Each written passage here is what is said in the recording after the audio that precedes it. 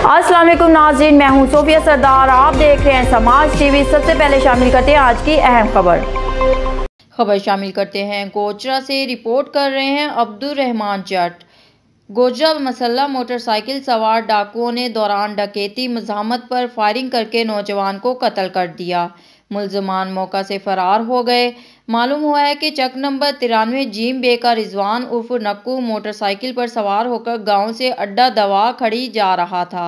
जब वो चक number 92 gym बे के करीब पहुंचा तो पीछे से मोटरसाइकिल सवार 2 डाकू आ गए, जिन्होंने इससे नकदी छीनने की कोशिश की, जिस पर इसने मज़ाहमत शुरू कर दी तो डाकुओं ने इस पर फायरिंग कर दी, जिसके नतीजे में वो शदीद ज़ख्मी हो गया। डाकू इसके कब्जे से हज़ारों रुपए की नकदी छीनकर फरार हो गए। रिजवान शदीद जख्मों की ताब ना लाते हुए मौके पर ही दम तोड़ गया।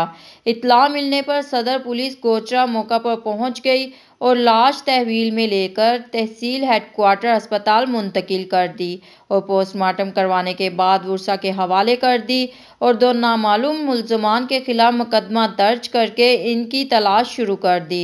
मकतूल नौजवान रिजवान की 15 यौम कबल शादी हुई थी।